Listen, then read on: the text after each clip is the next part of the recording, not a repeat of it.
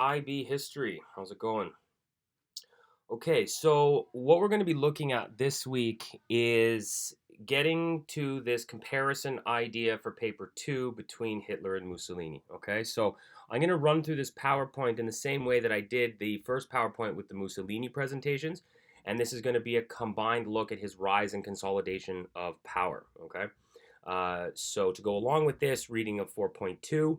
And I'm going to work my way through this, and then we're going to, sort of keep moving on. All right. So here we go. So remember, paper two is 1.5 hours, two questions from two topics, sometimes from different regions. All right. And the other one is, of course, going to be 20th century wars, which we've partly covered and you will continue to cover in grade 12. So just remember that when it comes to the rise of authoritarianism, that it's never one particular factor, that in all likelihood you're going to have to bring in a bunch of different factors, really no matter what the question says. Um, and at the end of the day, you have to be able to combine your knowledge of both Hitler and Mussolini if you were going to put together a legitimate paper two question, okay? Which means that in each paragraph, you have to use both dictators. Okay, I think I went over that in class, but that is critical. All right, so you have to compare them across arguments. You can't just say Hitler did this and then Mussolini did this and that's it. You have to compare and contrast them through an argument in each paragraph. Okay, so sample questions from past papers. Compare and contrast the importance of propaganda to the emergence of two authoritarian states.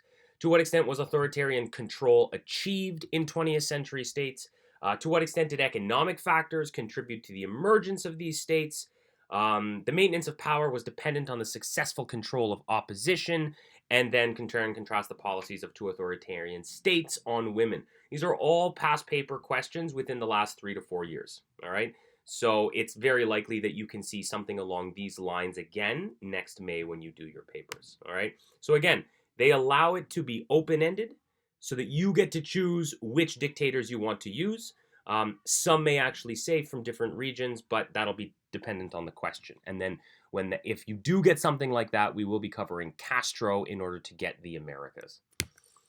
So one of the first things that the IB syllabus looks at with regards to paper two is this idea of persuasion and coercion. All right. So at the end of the day, persuasion and coercion was actually reasonably important for the rise and consolidation of Hitler. It increased the power of the Nazi Party, but it also increased Hitler's centralized control over the Nazi Party, right? So it wasn't just this idea of he or the actual party was in power. It was Hitler was at the center of that party, and that's where power really rested. All right. And there's a really good documentary on Netflix called Hitler's Circle of Evil. I highly recommend it. It's amazing. It looks at sort of his henchmen, right? So Goering, Goebbels, Himmler, and Bormann, and how they really just like cannibalized each other over the course of Hitler's reign and the Nazi Party reign. So it gives you a good idea of sort of who was there, what their jobs were. I would highly recommend it. It's really interesting.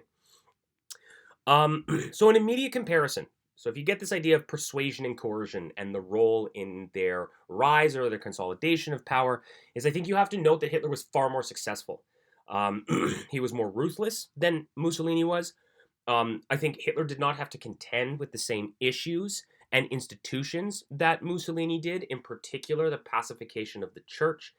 The Germany was not as sort of fundamentally Catholic. They were more Protestant. There were significant Catholics as well, but they just didn't hold as much power. All right, so they weren't as significant a force or an institution that Hitler had to contend with.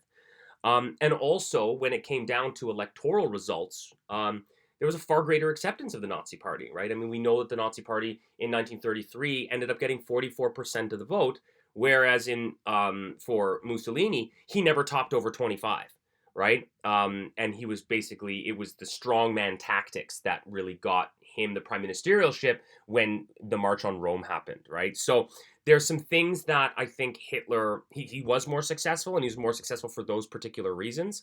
And we're going to see that sort of throughout. He was just And I hate to say it, just a better dictator, right? Not that he was a good dictator, he was just better at it than Mussolini was. So persuasion and coercion evidence. Number one, he persuaded the leaders of the other anti-Weimar pro-right-wing parties to enter into a coalition in the after the 1933 elections, right? So he wins this 44%, and then he knows that that's not enough to get the Enabling Act passed. So he convinces the other parties, right, the other right-wing parties, the anti-Weimar parties, to join in his coalition to sort of say, well, if you want to destroy the Weimar like I do, we have to get this passed, right? And so he persuades them, he coerces them to get the votes to get the Enabling Act passed. And as you know, that's a critical point. He also persuaded some parties to just dissolve by promising that if they dissolved and just didn't cease to be that party, that he would promise them lucrative positions within his own political party. Some of that came true, some of it didn't. But the fact is that he was very successful at coercing and persuading individuals and groups to do what he wanted. And in this particular case, it was to get the Enabling Act passed. So if you look at more evidence on the left-hand side of your screen, you're going to see the election results. He gets 44%, right? So it's not quite a majority. So he has to get other, groups, involved. And so that's why he convinces the DNVP, and also he also persuades the Zentrum, right, which is the religious party, in order to get the Enabling Act passed, right? Another thing that if you wanted to use it as evidence was that Hitler persuades Hindenburg after January 1933 Reichstag fire to suspend civil liberties and enact a sort of emergency powers where Hitler can rule by decree. And this was key because it allowed Hitler to ban the KPD from the Reichstag vote in the Enabling Act in March of 1933. So again, the persuasion used on Hindenburg to grant Hitler emergency powers was a critical moment, right? So if you want to look at the value of that, it makes it so that the KPD can't organize, which means they can't vote. And if they can't vote, then the passing of the Enabling Act is much easier. The other one, we talked about it briefly in the last one, was the Night of the Long Knives. It gave Hitler consolidated control over the military wing of the Nazi party, right? So after he goes on this sort of weekend killing spree, gets rid of Ernst Röhm, and he brings not only the SA, but the entire German Wehrmacht, well, renames it the Wehrmacht, underneath his control, then he's in a position where he's not only the head of a political wing, but he also has this massive sort of military behind him, both in terms of an organized military and also a group of sort of fundamentalist right-wing street thugs, which he can use, which end up being responsible for a lot of the violence that's used. So persuasion and coercion is a key point. Go back to your notes about about Mussolini, and then you can compare and contrast them. So the next one is the role of leaders. So if you get a question like this, it'll be something like evaluate or compare and contrast the role or the impact of two leaders in establishing authoritarian states. I think when it comes to this, the majority of the evidence that you're going to use will come from other examples, right? So you can use the ideas of persuasion and coercion and just kind of rewrite them in a way that it says it was Hitler, right? Like it was the role of the leader. Hitler persuaded, Hitler coerced, Hitler did this. And in doing that, you can sort of move away from the idea of persuasion and coercion to Hitler's ability to persuade and coerce. And that will essentially create the idea that it was the leader, right? It was Hitler more than it was the action of persuasion and coercion, right? I think you could also use this idea of charisma, right? He was an incredibly charismatic speaker. I mean, if you do listen to him, he kind of sounds like an idiot, to be honest, but he had this sort of like uncanny ability to tap into the emotional feelings of a room or of a group of people, and it was almost like this like godlike ability. At least that's what is sort of marketed as and things like that. But that level of charisma, because people sort of spoke to him. He spoke to the people, and people really felt it. So you could definitely have that charisma as part of your argument. I think again, just that idea of charisma, those idea of speeches. He was an excellent speaker. these pictures on the left, it shows how passionate he was. Again, he kind of does look like a bit of an idiot, but he could really sort of feel the emotions of a room. These actually were taken from Life magazine, which was put in the 1930s, where they kind of had him as almost this like revolutionary figure. I don't think it was necessarily seen as bad as everyone as it ended up, sort of being by the time the war started. But again, if you get a role of leaders question, it's a little bit difficult in order to evaluate in an essay, right? There's nothing tangible. Like, he was a good speaker. What else are you going to say? So you really do need to try to find other reasons, right? Like, the role of the leaders and charisma affected his ability to persuade and coerce, and the persuasion and coercion was the important part. So you need to finish the argument all the way to the end, right? He was a charismatic individual. This charisma allowed him to persuade and coerce people better.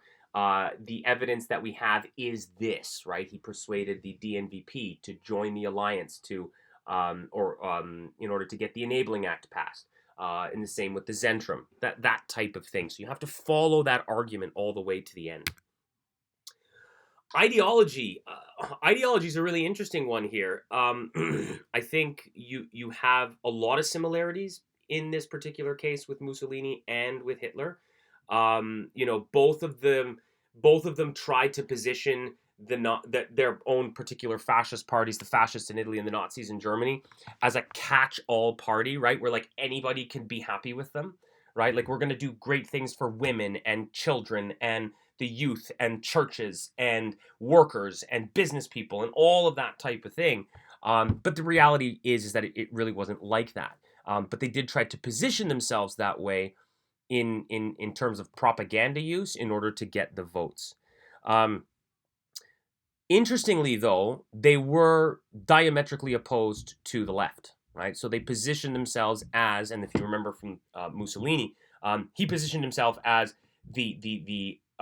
the person who could take down Bolshevism, right? The person that was going to destroy the communist uprisings and ensure that communism never hit Italy. Well, Hitler did the exact same thing, right? I mean, he literally, hated the communists and he hated the socialists, and he said, no, I'm going to position myself as sort of the alternative to that. And you would think, well, if he positions himself to the right, wouldn't that be sort of anti-worker? Well, yes, it would be, but at the same time, he also attempted to try to, tell workers, well, I'm going to put you back to work, and the Great Depression, it has been horrible for you. I'm going to give you jobs. You're going to be working. You're going to be able to organize in terms of like a labor union. Of course, under the fascist banner, but so it's both anti-worker and anti-left, but at the same time trying to convince some workers that they were the best way forward. So it's kind of this interesting mix, right? That ideology was both vehemently wanting to be adhered to, but at the same time, both Mussolini and Hitler were very practical. And if they needed to abandon ideology in order to get results, they would. That the Pact of Pacification with Mussolini and the socialists. I mean, are you kidding me? Like, the fascists making a deal with the socialists? Like, that's how is that in any way like ideological strength? Well, it wasn't. It was political strength, right? It was the ability for him to convince other people that and buy himself some time so that he could plot his next move. Well, Hitler did the same thing. He made a deal with the Zentrum and other right-wing parties, and trying to convince them that he can help them and that he's a champion of their cause, when the reality is he just needed their votes, and as soon as he got their votes, he didn't give a shit, right? So it's you have to be careful with this idea of ideology, because although they were both ideologues in some sense, they really did abandon a lot of their belief systems in the face of the practical need to accomplish their goals, right? Okay, so again, here's a brief comparison with regards to this. Number one, they were both right wing fascist authoritarian organizations that were rooted in violence, hatred for democracy, and left wing socialist ideals. So, in any comparison essay, there's a number one comparison. Number two, they both had strong backing from economic elites who feared Bolshevism. Absolutely. A lot of, we know with the Biennio Rosso, who, Mussolini got his support from, Hitler was very similar. He got a lot of his support from big business. Violence was used extensively in the name of ideology, right? So you had the fascist black shirts in Italy, and you had the Nazi brown shirts in Germany, and they were responsible for murders, beatings, the destruction of trade unions, assassinations, all those types of things, right? So violence was a critical component to both the rise and consolidation. But at the same time, as I said, they both acted pragmatically when they needed to. And if they needed to get a deal done, they did what they needed to do first. So ideology really wasn't at the forefront immediately. It took a back seat when, practical need raised its head. And at the end of the day, both their ideological enemies were not as strong-willed and cohesive, right? So, um, you know, I don't know if you guys have seen the movie The Usual Suspects, but if you're fighting somebody and you have an enemy, uh, you don't need the biggest guns or the most people. You just need the will to do what your enemy will not do. And the socialists and the communists did not have the will to do what it is that both Hitler and Mussolini did. Um, they just didn't. Mussolini and Hitler were stronger. They were willing to sacrifice more in order to accomplish their goals. And that's a big reason as to why they came to power instead of the left in both Italy and Germany. All right, violence and the use of force. Mussolini's pretty clear cut, but I think violence and the threat of violence were important factors which led to the rise of both Hitler and Mussolini and to establish themselves as sort of a dominant political force. I think you could probably argue, and this would be a nice little nuanced comparison in an essay, is that Mussolini probably needed violence more than Hitler did. Um, March on Rome was necessary to get him into power because he didn't get the requisite number of votes. His destruction of the socialists and the left during the Biennio Rosso was absolutely necessary for his rise to power. So I think when you're looking at this, I think you need to really sort of say, okay, well, who needed it more? And I think that when it came to it, Mussolini probably needed it a little bit more than Hitler. That's not to say Hitler didn't use it, or Hitler didn't want it, or Hitler didn't need it, but I think you could maybe make an argument that it was slightly more important to Mussolini. But there is evidence to support the need for violence and its role. So number one, the 1923 Beer Hall Putsch had been a failure. And you think, well, 1923, he doesn't come to power for 10 more years. No, that's true, but the lessons learned from the Beer Hall Putsch are actually really important. He realized that he couldn't win the hearts and minds of Germany with violence or with a revolution. That if he was going to come to power, he needed to come to the power through the ballot box, right? Through democracy. And so that's an important understanding for Hitler, right? Is that he realizes that because of the failure of his, revolutionary attempt in Munich in 1923, that he can't do that anymore. That he has to go through at least quasi-legal channels in order to actually have a successful, Nazi party that's in power.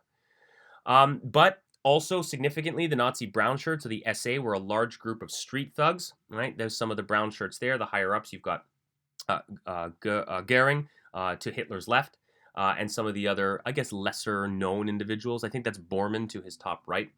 And they were responsible for hundreds of murders, thousands of beatings. They raided socialist newspapers, destroyed union buildings. And I think this was particularly evident in the lead up to the March 33 elections. The violence initiated in the streets by the SA was used as the excuse by Hitler to crack down even further on the basic rights in order to secure order and security. And so basically, because in January he got the emergency powers, he basically sent his SA out and said, "Well, cause violence and havoc, because if there's more violence and havoc, then I have a greater chance of securing more powers." And people accepting that they need to, lose some civil liberties in order to maintain security, and we'll just blame it on the communists, right? So that use of force was actually quite important in gaining him the necessary evidence to secure a greater level of persuasion and coercion over groups in order to get the Enabling Act passed. The use of violence also with the burning of the Reichstag. Now, the narrative put together by the Nazis was that this was a communist. There's no evidence to support it. Most people generally argue that it was the Nazis who set the fire. Between March and October of 1933, so in this consolidation phase, there were between 500 and 700 murders. And these groups, SS and SA, basically disrupted other meetings of non-Nazis, beat up people, murdered people, in order to sort of instill that level of fear. And then eventually we have the Night of the Long Knives and the elimination of Ernst Röhm. So you have that already in the last one. So the last thing we're going to look at here is propaganda. So the use of propaganda in Germany throughout the 1920s and early 30s, I think far outstripped the use of propaganda by Mussolini. So I think you can definitely make an argument here that propaganda was used better by the Germans, and in particular by the guy in your bottom left-hand screen. That's Joseph Goebbels. Joseph Goebbels was probably one of the most ideologically committed to Hitler and the Nazis. He was actually one of the only ones who remained at the end when the Soviets were basically bombing the shit out of Berlin, and they were in the bunker. He stayed, and he actually gave cyanide pills to all 5 of his children the night before that Berlin fell. And he and his wife committed a double suicide after murdering their children. That's how committed of a Nazi he was. And so this was an individual who would basically do anything, lie, cheat, steal, disseminate misinformation in order to spread, the power of Hitler and the power of the Nazis. I'm reading a book right now called The Fall of Berlin. And, 4 weeks before Berlin fell to the Soviets in May of 1945, he was still broadcasting messages to the Germans, basically saying like there are waves of new fighters. Hitler is going to lead us to victory. Don't worry. So he was like a fundamentally committed Nazi. And he was propaganda minister. He was propaganda minister from pretty much the beginning to the end. And he worked tirelessly to disseminate pro-Nazi, pro-Hitler propaganda, anti-socialist, anti-Weimar propaganda all over Germany. One of the things that the Nazis did was they gave every household a shortwave radio, which they could broadcast into, right? So that everybody got their messaging, right? Again, Mussolini never did that. The level of connection with the people was not there. So again, another piece of evidence to show how successful Hitler was. And it was nonstop. It was everywhere. It was in the newspapers. It was on walls. It was on billboards. It was on the radio. It was everywhere. It was in culture, right? Plays, music, art, all of that stuff, which the Nazis supported, was all propaganda to demonstrate the evils of socialism, the evils of Jews, the uselessness of the Slavs, the failure of democracy, the end of Weimar, and of course the deification of Hitler. All right. So again, you have spikes of it, right? So anti-Soviet propaganda spiked in March of 33. It spiked in the summer of 1941 when they invaded the Soviet Union, right? So propaganda was heavily used.